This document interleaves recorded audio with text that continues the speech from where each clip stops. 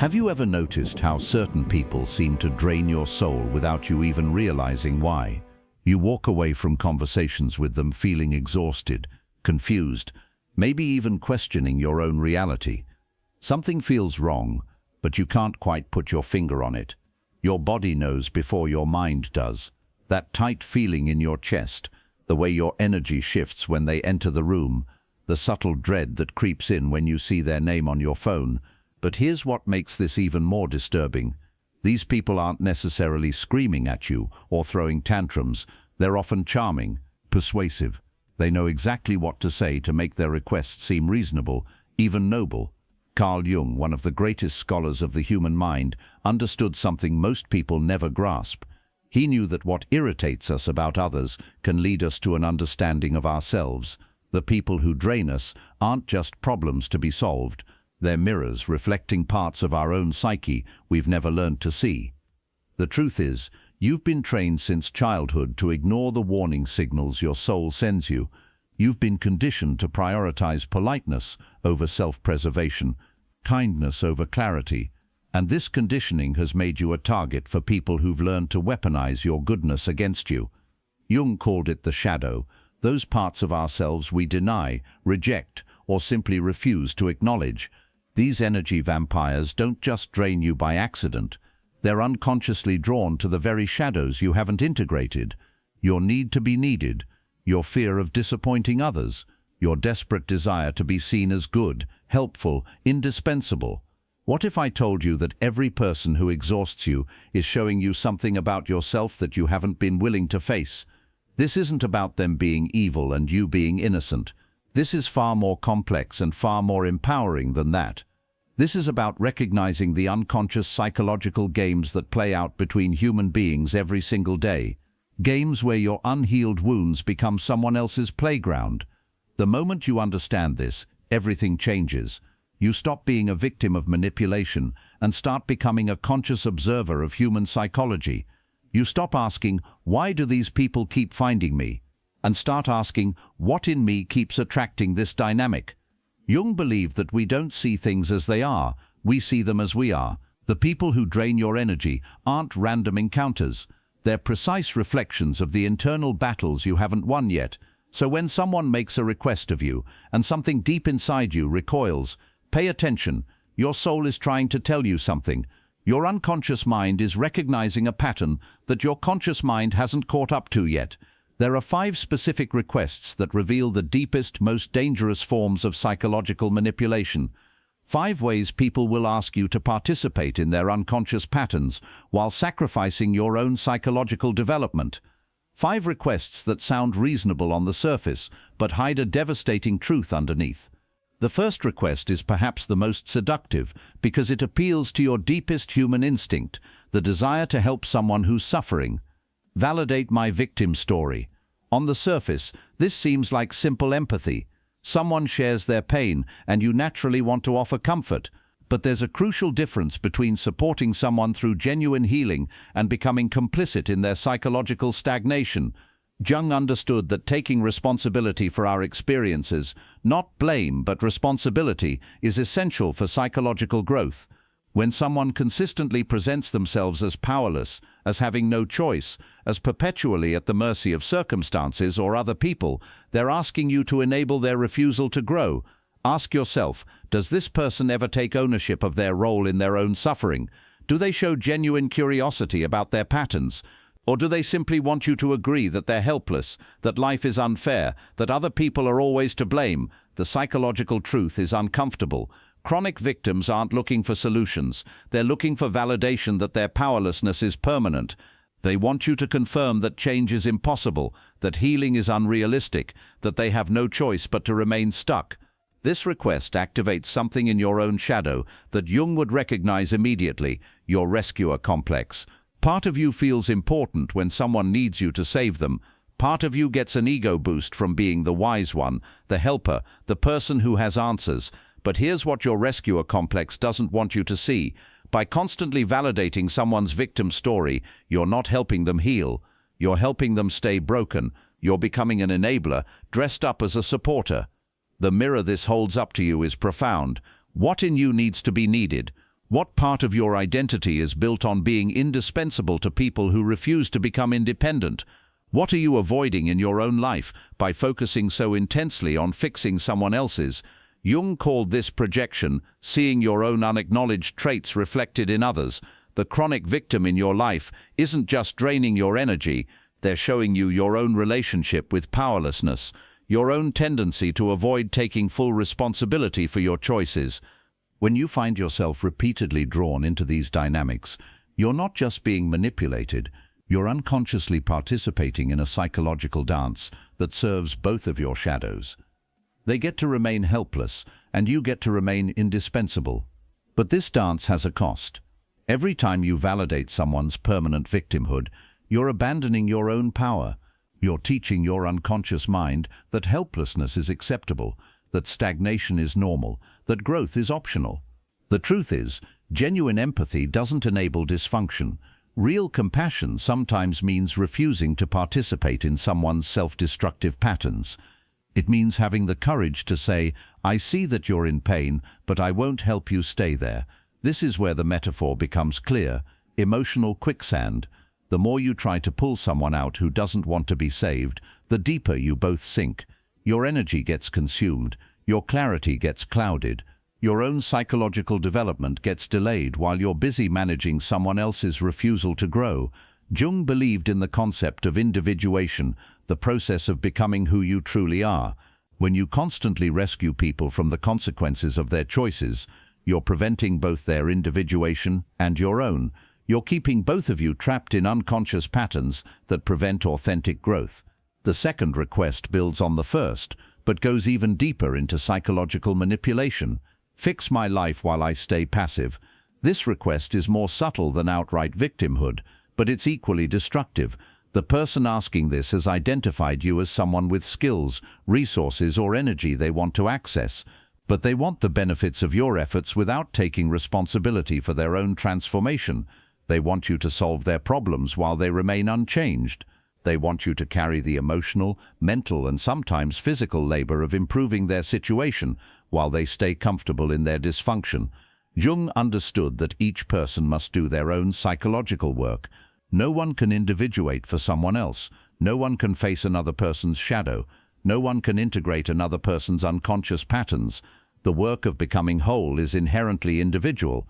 When someone asks you to fix their life while they remain passive, they're asking you to violate a fundamental law of psychological development. They're asking you to do something that's literally impossible, grow on their behalf. But your savior complex doesn't want to hear this. Part of you believes that if you just try hard enough, love them enough, sacrifice enough of yourself, you can single-handedly transform another human being. Part of you has made your worth dependent on your ability to rescue people who don't want to rescue themselves. This request activates the parental archetype in your psyche. You start treating this person like a child who needs you to solve their problems, make their decisions, and shield them from consequences. But they're not a child. They're an adult who has learned that passive manipulation is more effective than active responsibility. The mirror this holds up shows you your own relationship with effort and agency. What in you believes that love means doing for others what they should do for themselves? What part of your identity is built on being the person who solves everyone else's problems? Jung would recognize this as a projection of your own relationship with passivity. The person asking you to fix their life is showing you the parts of yourself where you've given up your own power, where you've waited for someone else to save you, where you've chosen comfort over growth. The metaphor becomes clear. You're carrying someone else's backpack up the mountain. Not only does this make your own journey unnecessarily difficult, but it prevents them from developing the strength they need for their own path. You arrive at the summit exhausted and resentful. They arrive weak and unprepared for the next mountain. Every time you fix someone's life while they stay passive, you're teaching your unconscious mind that taking responsibility is optional. You're reinforcing the belief that some people deserve to coast while others do all the work. You're participating in a dynamic that ultimately serves no one. The truth is, when you rescue people from their own choices, you're not showing love, you're showing a lack of respect for their capacity to grow. You're treating them like they're incapable of change, incapable of strength, incapable of taking responsibility for their own experience. Real love sometimes means watching someone struggle without interfering. It means having faith in their ability to figure things out. It means refusing to become an enabler disguised as a helper. Jung believed that psychological growth requires confronting our own shadows, not having someone else manage them for us. When you constantly fix other people's problems, you're preventing them from developing the psychological muscles they need to handle their own life, but you're also preventing your own growth. Every moment you spend managing someone else's dysfunction is a moment you're not spending on your own individuation. Every ounce of energy you pour into fixing someone who won't fix themselves is energy stolen from your own transformation. The people who make these requests aren't just randomly appearing in your life. They're drawn to something in your psychological makeup that makes you susceptible to these dynamics. They can sense unconsciously that you have unhealed wounds around worth, boundaries, and self-respect. Your willingness to validate victim stories reveals your own unresolved relationship with powerlessness. Your eagerness to fix other people's lives reveals your own avoidance of fixing what's broken in your own experience. This isn't about judgment, this is about awareness. Jung taught that what we don't own in ourselves, we attract from others. The manipulative people in your life aren't accidents. They're messengers from your unconscious, showing you exactly where your psychological development has stalled. The shadow wants to remain hidden. It doesn't want to be seen, acknowledged, or integrated, so it creates elaborate distractions. It gets you so focused on other people's problems that you never have to face your own. It makes you feel so important as a rescuer that you never have to confront what you're rescuing yourself from. But here's where the real transformation begins. The moment you recognize these patterns, you stop being their victim. The moment you see how your own shadows have been unconsciously participating in these dynamics, you reclaim your power. This isn't about becoming cold or uncaring.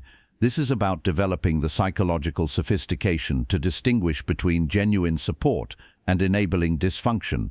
It's about learning to love people enough to refuse to participate in their self-destruction. Jung believed that the goal of life is not to avoid suffering, but to suffer consciously, with purpose, in service of growth. When you constantly rescue people from the natural consequences of their choices, you're preventing them from the very suffering that could transform them. The path forward requires courage. It requires you to disappoint people who have grown comfortable with your enabling. It requires you to face the parts of yourself that have found identity and worth in being indispensable to people who refuse to become independent. But this courage leads to something beautiful, authentic relationships based on mutual growth, rather than codependent rescue. Connections with people who are doing their own work, rather than expecting you to do it for them. A life where your energy goes toward your own development, rather than managing other people's refusal to develop. The first two requests we've examined are just the beginning. They reveal the surface-level manipulations, the obvious ways people drain your energy while keeping you focused on their problems instead of your own growth. But there are 3 more requests that go even deeper, 3 more ways that people will ask you to sacrifice your psychological development for their comfort. These next requests are more subtle, more sophisticated, and often more devastating because they feel so reasonable on the surface. What makes these remaining requests so dangerous is that they don't just drain your energy, they compromise your relationship with truth itself. They ask you to participate in psychological patterns that disconnect you from your own authentic experience, your own inner knowing, your own capacity for clear perception. Jung understood that individuation requires an unwavering commitment to truth, especially uncomfortable truth. The next 3 requests will challenge this commitment in ways that feel almost impossible to resist.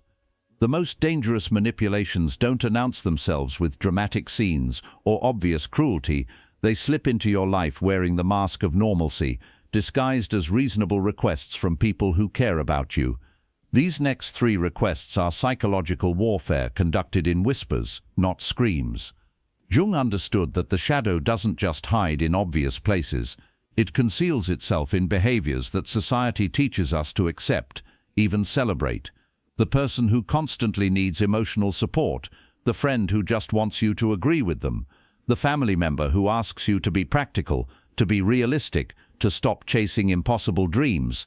What makes these requests so insidious is how they feel like love, how they present themselves as connection, understanding, intimacy.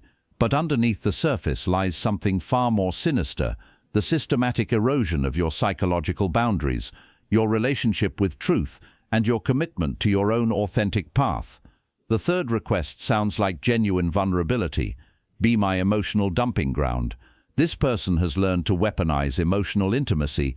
They've discovered that by sharing their feelings with you, they can create a sense of closeness that makes it almost impossible for you to say no to their demands on your emotional energy. But there's a crucial difference between genuine emotional sharing and emotional dumping. Real vulnerability is a two-way street. It involves curiosity about your experience, reciprocity in support, and respect for your emotional capacity. Emotional dumping is a one-way drain that treats you like a human garbage disposal for someone else's unprocessed feelings. Ask yourself, when this person shares their emotions with you, do they show interest in yours? Do they check whether you have the capacity to hold their pain right now? Do they take responsibility for processing their feelings, or do they expect you to carry the weight? The person making this request has usually mastered the art of emotional manipulation through crisis. They know exactly when to have a breakdown that requires your immediate attention. They've learned to weaponize their pain in ways that make you feel guilty for having boundaries. Jung would recognize this immediately as emotional vampirism, the unconscious draining of another person's psychic energy. But what makes this particularly devastating is how it activates your empathic nature, your desire to help, your fear of being seen as uncaring. Your shadow participation in this dynamic reveals something profound about your own relationship with emotions. What in you believes that being a good person means being available for everyone else's emotional crises? What part of your identity depends on being the person others turn to when they're falling apart? The mirror this holds up shows you your own relationship with emotional boundaries. Perhaps you learned early that your worth was tied to your ability to absorb other people's pain. Perhaps you were taught that having emotional needs of your own was selfish, that real love meant sacrificing your emotional well-being for others. But here's what your people-pleasing shadow doesn't want you to see. When you allow yourself to become someone's emotional dumping ground, you're not helping them process their feelings. You're helping them avoid processing them. You're becoming an enabler of emotional dysfunction disguised as a supportive friend. Jung believed that psychological health requires learning to contain and process our own emotional experiences. When you constantly absorb other people's unprocessed emotions, you're preventing both their emotional development and your own. The metaphor becomes vivid. You've become a human sponge, soaking up toxic emotions that were never yours to carry. But sponges have limits. Eventually, they become so saturated they can't absorb anything else. They start dripping the toxicity they've collected, contaminating everything around them. This is what happens when you allow yourself to become someone's emotional dumping ground. Their unprocessed pain starts leaking into your own emotional experience. You begin carrying anxiety that isn't yours, depression that doesn't belong to you, anger that has nothing to do with your life. The truth is, healthy emotional support has natural boundaries. It involves presence without absorption, empathy without enmeshment, care without codependence. When someone consistently dumps their emotions on you without reciprocity or respect for your capacity, they're not seeking connection, they're seeking relief from the responsibility of managing their own inner world. But you've been trained to see emotional availability as virtue. You've been conditioned to believe that good people don't have limits on how much pain they're willing to absorb from others. This conditioning makes you a perfect target for emotional vampires who have learned to disguise their draining behavior as intimacy. Real emotional intimacy involves mutual respect, reciprocal support, and healthy boundaries. It doesn't leave you feeling depleted, confused, or overwhelmed. It doesn't make you responsible for managing someone else's emotional stability. The fourth request is even more subtle and potentially more destructive. Agree with my delusions. This person has created a version of reality that serves their ego, protects their wounds, or justifies their dysfunction. But maintaining this false reality requires external validation. They need you to confirm that their distorted perceptions are accurate, their self-serving narratives are true, their denial of obvious facts is reasonable. Jung understood that psychological health requires an honest relationship with reality, including uncomfortable truths about ourselves and our circumstances. When someone asks you to agree with their delusions, they're asking you to participate in their disconnection from truth. This request activates your conflict avoidance shadow. Part of you would rather agree with obvious lies than deal with the discomfort of challenging someone's false beliefs. Part of you has learned that keeping peace is more important than maintaining integrity. But what your peacekeeping shadow doesn't want you to acknowledge is the cost of this compromise. Every time you agree with someone's delusions, you're weakening your own relationship with truth. You're teaching your psyche that reality is negotiable, that facts can be ignored if they make people uncomfortable. The person making this request has usually surrounded themselves with enablers who've learned that challenging their false narratives leads to anger, withdrawal, or manipulation. They've created an echo chamber where their distorted version of reality goes unchallenged. Ask yourself, does this person show genuine curiosity about different perspectives? Do they welcome feedback that challenges their assumptions? Or do they expect you to confirm their biases, validate their excuses, and support their self-deceptive stories? Jung believed that confronting our own capacity for self-deception was essential for psychological growth. When you consistently agree with someone's delusions, you're preventing their growth while compromising your own integrity. The mirror this holds up reveals your own relationship with uncomfortable truths. What in you prefers comfortable lies to difficult realities? What part of your conditioning taught you that honesty is less important than harmony? But here's what makes this request particularly insidious. It often presents itself as loyalty, friendship, or support. The person asking you to agree with their delusions will frame your honesty as betrayal, your reality testing as cruelty, your refusal to enable their self-deception as abandonment.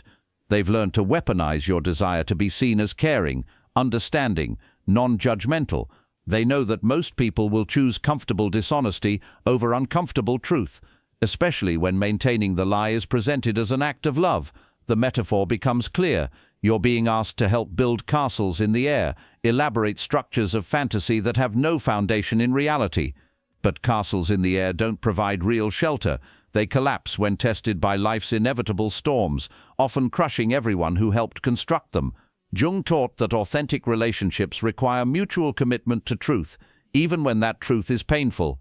When you agree with someone's delusions, you're not showing love, you're showing a lack of respect for their capacity to handle reality. You're treating them like they're too fragile for truth, too weak for honesty, too damaged for authentic connection. But you're also damaging something essential in yourself: your capacity for clear perception, your commitment to honesty, your willingness to stand for truth, even when it's inconvenient. The fifth, and perhaps most devastating request, strikes at the very core of your being: sacrifice your dreams for my comfort. This request rarely comes with dramatic ultimatums or obvious manipulation. Instead, it arrives through subtle pressure, guilt, expectation, and the weaponization of your love for the person making the request. They don't directly tell you to abandon your dreams. They just make it clear that pursuing them is selfish, unrealistic, impractical. They present your growth as a threat to their security. They frame your expansion as abandonment of them. Jung understood that individuation, becoming who you truly are, often requires disappointing people who have grown comfortable with smaller versions of yourself. The people who ask you to sacrifice your dreams have usually invested in keeping you contracted, limited, safely contained within their comfort zone. This request activates the deepest shadows around guilt, obligation, and self-worth. Part of you believes that good people sacrifice themselves for others. Part of you has been trained to see your own needs, dreams, and authentic expression as inherently selfish. But what your martyrdom shadow doesn't want you to see is that sacrificing your dreams doesn't actually serve anyone. When you abandon your authentic path to make others comfortable, you don't become more loving. You become resentful, depleted, and disconnected from your own life force. The person making this request has usually learned to present their discomfort with your growth as evidence of how much they need you. They've mastered the art of making their limitations your responsibility, their fears your problem to solve. Ask yourself, does this person celebrate your successes or find ways to diminish them? Do they encourage your growth or subtly undermine your confidence? Do they support your dreams or consistently point out why they're impossible, impractical, or selfish? Jung believed that each person has a unique path of development, a specific way they're meant to contribute to the world. When you sacrifice your dreams for someone else's comfort, you're not just betraying yourself, you're depriving the world of your unique gifts, your authentic contribution, your irreplaceable essence. The mirror this holds up reveals your own relationship with worthiness and authentic expression. What in you believes that your dreams matter less than other people's comfort? What part of your conditioning taught you that taking up space is selfish, that shining brightly is dangerous, that becoming who you truly are is somehow wrong? But here's the deepest truth. The people who ask you to sacrifice your dreams are usually terrified of their own unrealized potential. Your growth reminds them of their own unlived life. Your courage to pursue authentic expression triggers their regret about abandoning their own dreams. They're not trying to protect you from disappointment. They're trying to protect themselves from the painful reminder of what they've given up. Your expansion threatens the story they've told themselves about why settling for less was necessary, reasonable, mature. The metaphor becomes painful. You're being asked to shrink yourself to fit in someone else's small world. But human beings aren't meant to live in containers that are too small for their soul. When you compress your authentic self to make others comfortable, something essential in you begins to die. Jung taught that the greatest tragedy is not failing to achieve our dreams, but failing to pursue them. When you sacrifice your authentic path for someone else's comfort, you're participating in your own psychological death while calling it love. The truth is, people who truly love you want you to grow, expand, and become who you're meant to be. They might feel scared or uncertain about changes in your relationship, but they don't ask you to stay small to manage their discomfort. Real love sometimes means growing apart. It means accepting that authentic relationships require both people to honor their individual paths, even when those paths lead in different directions. What makes all 5 of these requests so psychologically devastating is how they work together to create a web of dysfunction that keeps you trapped in patterns that prevent your individuation. The person asking you to validate their victim story is often the same person who wants you to fix their life while staying passive. The emotional dumper frequently expects you to agree with their delusions.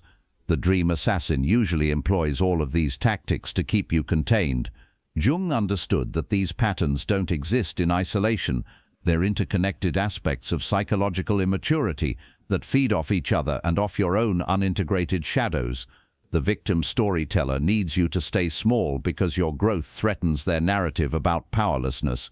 The passive person who wants you to fix their life resents your dreams because they highlight their own lack of initiative. The emotional dumper uses your compassion against you, making you feel guilty for having boundaries or pursuing your own path. These aren't separate people making separate requests.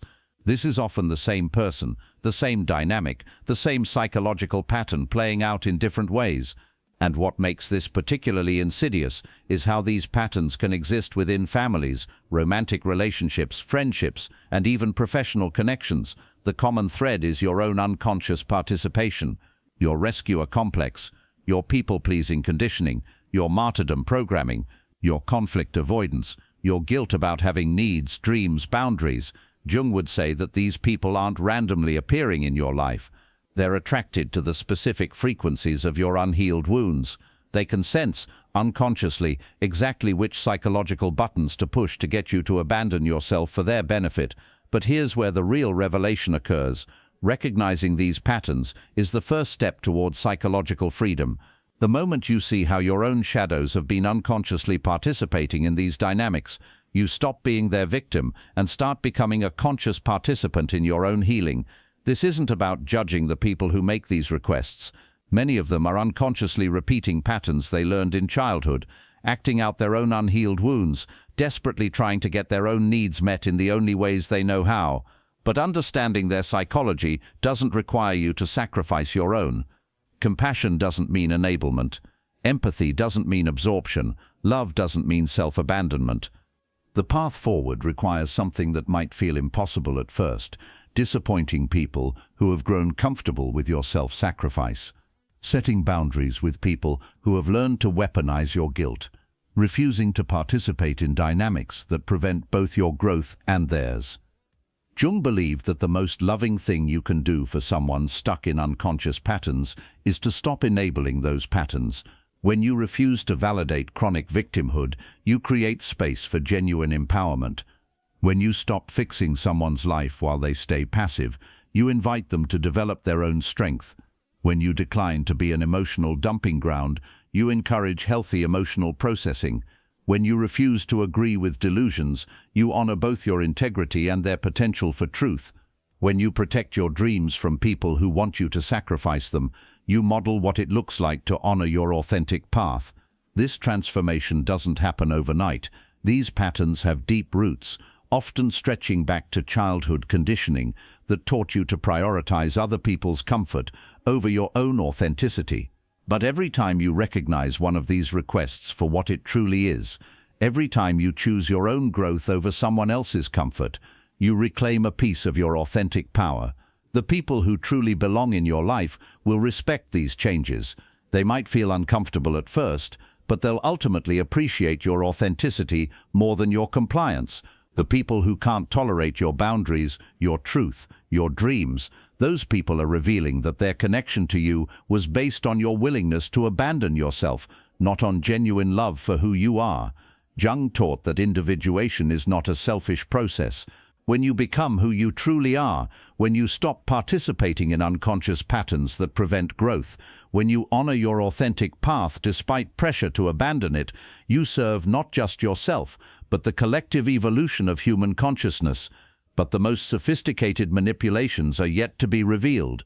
These 5 requests work together to create something even more devastating, a complete disconnection from your own inner authority, your own capacity for clear perception, your own relationship with truth itself.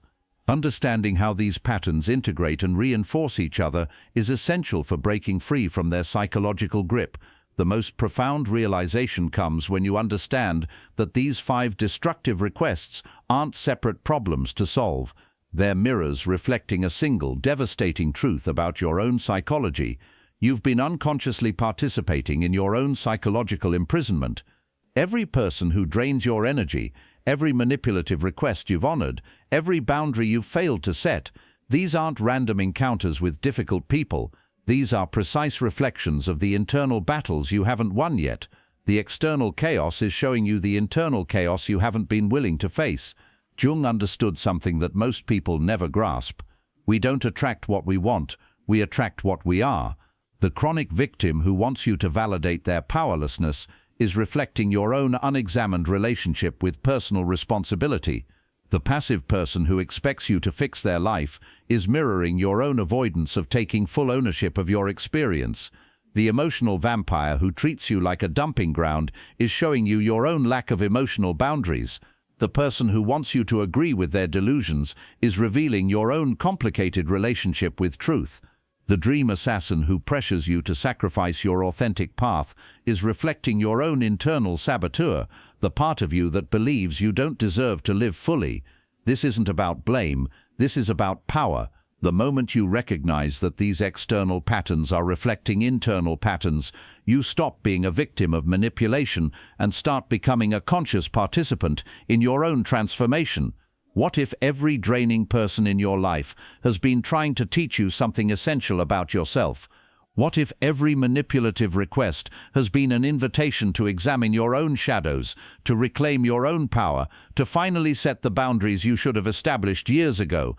Jung called this process individuation, the journey of becoming who you truly are by integrating all aspects of your psyche, including the parts you've denied, rejected, or projected onto others. The people who make these 5 requests aren't obstacles to your individuation, they're catalysts for it. But here's where most people get stuck. They recognize the patterns, they see the manipulation, but they don't understand that the real work isn't changing other people. The real work is changing the internal conditions that made you susceptible to these dynamics in the first place. You can't control whether people will try to manipulate you. You can't prevent others from making unreasonable requests. You can't force people to respect your boundaries. But you can transform your own relationship to these experiences. You can develop the psychological sophistication to recognize manipulation immediately. You can build the inner strength to say no without guilt, explanation, or apology. This transformation begins with understanding that boundaries aren't walls you build to keep people out. Boundaries are expressions of self-respect, declarations of your own worth, statements about how you expect to be treated based on how you've learned to treat yourself. Jung believed that we teach people how to treat us through our unconscious signals, our unspoken permissions, our silent agreements to participate in dynamics that don't serve our highest good. The person who constantly validates victim stories is unconsciously signaling that they're available for emotional enabling. The person who repeatedly fixes other people's problems is advertising their willingness to take responsibility for other people's lives. The emotional dumping ground is broadcasting their availability for toxicity. The person who agrees with obvious delusions is announcing their willingness to sacrifice truth for comfort. The dream sacrificer is demonstrating their belief that their authentic expression matters less than other people's security. These signals aren't conscious, but they're powerful. They operate below the level of awareness, drawing people who've learned to exploit exactly these psychological vulnerabilities. The transformation requires you to change these signals by changing your relationship to yourself. When you genuinely believe that your emotional well-being matters, you stop being available for emotional dumping. When you truly respect your own capacity and limits, you stop taking responsibility for other people's lives. When you honor your own relationship with truth, you stop agreeing with delusions that compromise your integrity. When you value your own dreams and authentic expression, you stop sacrificing them for other people's comfort. But this process isn't as simple as deciding to have better boundaries. These patterns have deep roots, often extending back to childhood experiences that taught you to prioritize other people's needs over your own authentic expression. Perhaps you learned that love meant self-sacrifice. Perhaps you discovered that being needed felt safer than being truly seen. Perhaps you were taught that having boundaries was selfish, that taking care of yourself was somehow wrong, that good people always put others first. Jung understood that these early patterns become unconscious programming that operates automatically unless brought into conscious awareness. The work of individuation requires examining these programs, understanding their origins, and making conscious choices about which patterns serve your authentic development and which patterns keep you trapped in cycles of self-abandonment. This is shadow work, the process of recognizing, owning, and integrating the parts of yourself you've denied or projected onto others. Your rescuer complex is part of your shadow. Your people-pleasing programming is part of your shadow. Your martyrdom conditioning is part of your shadow. But so is your capacity for healthy selfishness, your ability to disappoint people who expect you to abandon yourself for their comfort, your willingness to prioritize your own growth, even when others find it threatening, your commitment to truth, even when lies would be more comfortable. Jung taught that the goal isn't to eliminate the shadow, but to integrate it consciously. This means owning your capacity for both selflessness and healthy selfishness. It means acknowledging both your desire to help others and your need to protect your own energy. It means accepting both your empathic nature and your requirement for emotional boundaries. Integration happens when you stop seeing these as contradictions and start seeing them as complementary aspects of psychological maturity. You can be compassionate without being a pushover. You can be helpful without being an enabler. You can be loving without being self-sacrificing. But this integration requires something that might feel impossible at first, the willingness to disappoint people who have grown comfortable with smaller versions of yourself. The courage to set boundaries with people who've learned to weaponize your guilt. The strength to prioritize your own growth even when others interpret this as abandonment. Jung believed that this process is not just personally healing, but collectively necessary. When you stop participating in unconscious patterns that prevent growth, you're not just serving yourself, you're serving the evolution of human consciousness. You're modeling what it looks like to live authentically, to honor boundaries, to refuse participation in dynamics that diminish everyone involved. The people who truly love you will support this transformation, even if they feel uncomfortable with the changes at first. They might need time to adjust to your new boundaries, but they'll ultimately respect your authenticity more than your compliance. The people who can't tolerate your boundaries, your truth, your commitment to your own growth, these people are revealing that their connection to you was never based on genuine love for who you are. It was based on your willingness to abandon yourself for their benefit. This realization can be painful, especially when these people are family members, long-term friends, or romantic partners. But Jung understood that authentic relationships require both people to honor their individual paths of development, even when those paths lead in different directions. Sometimes loving someone means growing apart. Sometimes the most caring thing you can do is refuse to enable someone's dysfunction, even if they interpret your boundaries as cruelty. Sometimes authentic connection requires ending relationships that were built on mutual participation in unconscious patterns. But as you release relationships based on codependence, manipulation, and mutual shadow projection, you create space for connections based on mutual respect, authentic expression, and conscious choice. You attract people who are doing their own psychological work rather than expecting you to do it for them. You find relationships where emotional support flows both ways rather than draining you. You connect with people who celebrate your dreams rather than asking you to sacrifice them. You build bonds with individuals who value truth over comfort, growth over stagnation, authenticity over compliance. This doesn't mean you become cold, uncaring, or unavailable for genuine connection. It means you develop the psychological sophistication to distinguish between requests for authentic support and manipulative demands for self-abandonment. You learn to offer presence without absorption, empathy without enmeshment, care without codependence. You discover that real love doesn't require you to diminish yourself, that genuine support doesn't drain your life force, that authentic connection enhances rather than depletes your energy. Jung taught that psychological health requires learning to say yes to what serves your highest development and no to what prevents it. This sounds simple, but it requires constant vigilance, continuous self-awareness, and the courage to prioritize your authentic path, even when others find it inconvenient. The process isn't linear. You'll have moments of clarity followed by periods of confusion. You'll set boundaries only to find yourself slipping back into old patterns. You'll recognize manipulation only to discover you've been unconsciously participating in it again. This is normal. These patterns have deep roots. They've been reinforced by years, sometimes decades, of unconscious repetition. The work of integration requires patience with yourself, compassion for your own learning process, and commitment to continuous growth rather than perfection. But every time you recognize one of these 5 requests for what it truly is, every time you choose your own authentic development over someone else's comfort, every time you honor your boundaries despite pressure to abandon them, you're reclaiming pieces of your authentic power. You're teaching your unconscious mind that you matter, that your dreams are valid, that your emotional well-being is important, that your relationship with truth is sacred, that your authentic expression deserves protection. The transformation becomes visible in how differently you move through the world. You stop attracting the same types of manipulative people because you're no longer unconsciously advertising your availability for these dynamics. You start connecting with individuals who respect boundaries because you've learned to respect your own. You find yourself naturally gravitating toward relationships that enhance your growth rather than prevent it. You discover that authentic connection actually increases your energy rather than draining it.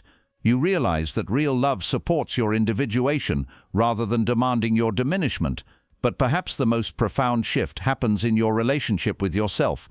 You stop seeing your needs as inconvenient, your boundaries as selfish, your dreams as unrealistic. You begin treating yourself with the same respect you've been giving to people who didn't deserve it. You start honoring your own emotional capacity, protecting your own energy, investing in your own growth. You learn to be as compassionate with yourself as you've been with people who took advantage of that compassion. Jung believed that this internal shift changes everything. When you truly respect yourself, you unconsciously teach others to respect you. When you genuinely value your own experience, you stop accepting treatment that diminishes your worth. When you honor your own authentic path, you stop sacrificing it for people who wouldn't sacrifice theirs for you. This isn't about becoming selfish or uncaring. This is about developing the psychological maturity to love yourself enough to protect what matters most: your authentic expression, your emotional well-being, your commitment to truth, your capacity for genuine connection, your dedication to becoming who you truly are. The journey of individuation is ultimately about coming home to yourself. It's about reclaiming the parts of yourself you abandoned to keep other people comfortable. It's about integrating the shadows you projected onto others. It's about owning your full psychological complexity without apology or explanation. When you complete this work, and it's lifelong work, not a destination you reach, You become someone who naturally repels manipulation because you're no longer unconsciously participating in it. You attract authentic connection because you're offering authentic connection. You inspire others to do their own shadow work because you're modeling what it looks like to live consciously. But the most beautiful transformation is that you stop needing external validation for your worth because you've learned to validate yourself. You stop seeking approval for your dreams because you've given yourself permission to pursue them. You stop explaining your boundaries because you've accepted that they don't require justification. You become someone who lives from the inside out rather than the outside in. Someone whose choices are guided by internal wisdom rather than external pressure. Someone who honors their authentic path regardless of who finds it inconvenient. Jung taught that this is the ultimate goal of human psychological development, to become who you truly are, to express your authentic essence, to live in alignment with your deepest truth rather than your conditioned patterns. The 5 requests we've examined: validation of victimhood, passive fixing, emotional dumping, agreement with delusions, and dream sacrifice. These are all invitations to abandon this authentic path.